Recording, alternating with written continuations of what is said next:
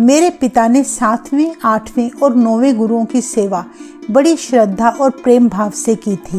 इतनी समर्पित सेवा करने के बाद भी उन्हें भालू का जन्म मिला। अगर सेवा करने का यही फल मिलता है तो मैं सेवा क्यों करूं? यह सवाल एक गुरसिख ने एक बार श्री गुरु गोबिंद सिंह जी से भरे दरबार में किया था। आखिर क्यों उसने गुरु सेवा पर सवाल उठाया? आइए जानें क्या थी इसके पीछे की असली वजह।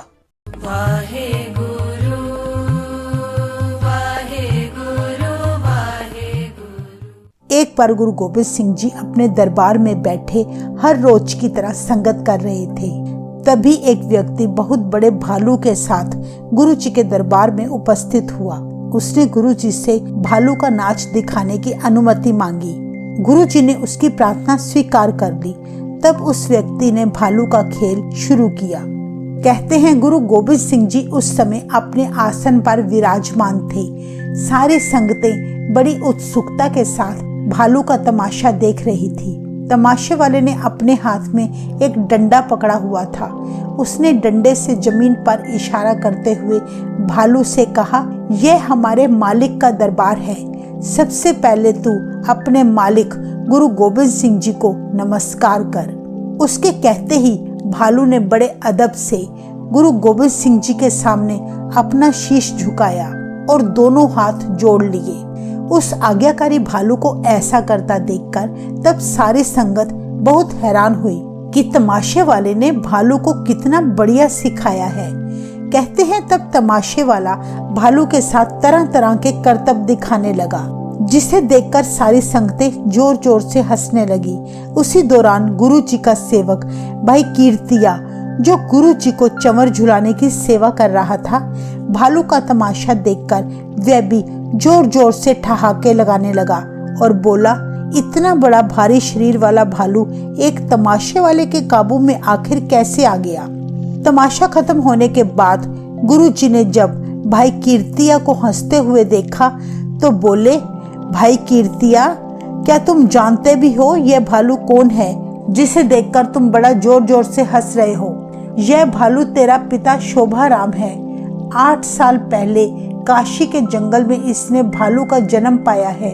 कहते हैं उस समय तमाशे वाला गुरु जी की बात बड़े ध्यान से सुन रहा था।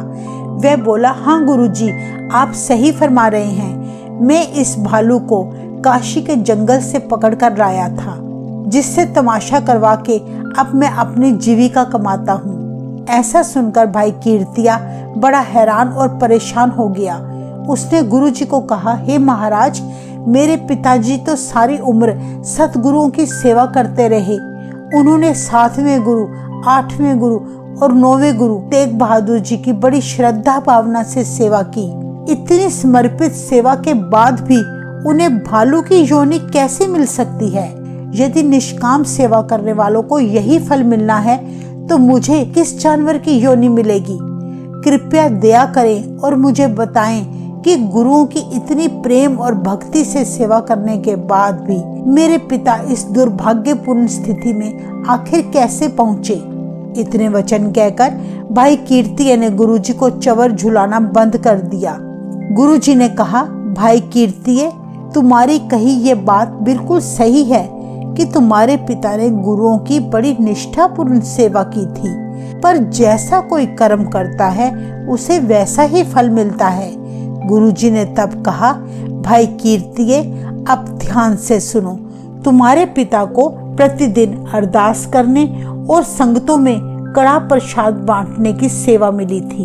एक बार जब वे अरदास करने के बाद कड़ा प्रसाद संगतों में बांट रहे थे, उसी दौरान एक धन्ना नामक गुरसिख अपनी बैलगाड़ी पर गुड़ लादकर वहीं से गुजर रहा था। उसने गुरु जी की संगत में प्रसाद बंटता देखा तो अपनी बैलगाड़ी वहीं खड़ी करके गुरु जी का प्रसाद लेने आ पहुंचा। वह गुरसिख बड़ी जल्दी में था, उसे कहीं जाना था। गुरु तेग बहादुर जी को और संगत को प्रणाम करने के बाद उसने प्रसाद लेने के लिए हाथ बढ़ाया, लेकिन तुम्हारे पिता ने उसके मैले कुचैले कपड़े देखकर उसे प्रसाद न दिया, बल्कि दूसरी संगतों को बांटने लगे। उस धन्ना नामक गुरसिख के द्वारा बार बार अनुरोध करने पर भी उसे प्रसाद न दिया गया और तुम्हारे पिता ने उसे क्रोध में आकर कहा, तुम भालू की तरह क्यों नाचते फिरते हो, चुपचाप खड़े रहो, जब तुम्हारी बारी आएगी तो प्रसाद मिल जाएगा। काफी समय बाद भी जब उसे प्रसाद ना मिला तो उसने धरती पर ही गिरा हुआ तिनका मात्र प्रसाद उठाकर खा लिया और वाहेगुरु जी का शुक्र किया। वहां से वापस जाते वक्त तब वह परमात्मा से कहने लगा कि गुरु नानक देव जी के दरबार में कुछ सिक्खे की सच्ची भावना और मर्यादा को क्यों भूल चुके हैं।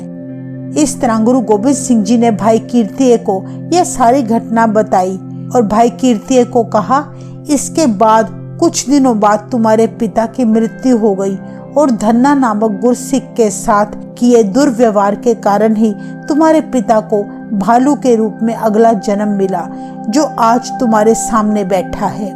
आज वो संगत में फिर से इसीलिए हाजिर हुआ है क्योंकि उसने गुरुओं की सेवा की थी। गुरु गोबिंद सिंह जी के ये शब्द सुनकर सारी संगत को भाई कीर्तिए के पिता शोभाराम पर बड़ी दया आई। उन्होंने इकट्ठे होकर गुरु जी के आगे विनती की, हे महाराज, आप किसी भी तरह इस तरह के जीवन से शोभाराम को मुक्ति दिलवाएं। तब गुरु जी संगतों की बात सुनकर मुस्कुराए और फिर भालू के मालिक से बोले कि वह भालू को किस कीमत पर बेचने के लिए तैयार है। कहते हैं तब वह तमाशे वाला 200 रुपए में भालू को छोड़ने के लिए तैयार हो गया। गुरु गोबिंद सिंह जी ने अपनी जेब से 200 रुपए देकर उसको विदा किया। इसके बाद भालू गुरु गोबिंद सिंह जी के चरणों में जा बैठा। फिर गुरु जी ने कड़ा प्रसाद तैयार करवाया, परमात्मा के आगे अरदास की और संगतों में वह प्रसाद बांट दिया गया। फिर उस भालू को प्रसाद खिलाया। गुरु जी के ऐसा करते ही कुछ सेकंड के बाद उस भालू की मृत्यु हो गई और इस तरह शोभाराम की भालू की योनि से मुक्ति हो गई। इस घटना को देखकर भाई कीर्तिए की आंखें खुल गई और उससे अपनी गलती का एहसास हुआ और उसी पल वह गुरु जी की चंवर की सेवा में जुट गया। यह सब देखकर संगतें हैरान रह गई और गुरु गोबिंद सिंह जी के आगे नतमस्तक हो गई। गुरु गोबिंद सिंह जी की इस साखी से हमें यह शिक्षा मिलती है कि हम मनुष्यों को अपनी गलतियों पर ध्यान देने की जरूरत है, ना कि दूसरों की गलतियों पर। हमें अपनी जुबान पर नियंत्रण रखना चाहिए, किसी को कभी बुरा नहीं कहना चाहिए, क्योंकि सभी मनुष्यों में एक निरंकार की ज्योत बसती है। हमें अपने कर्मों को पवित्र और अच्छा बनाना चाहिए।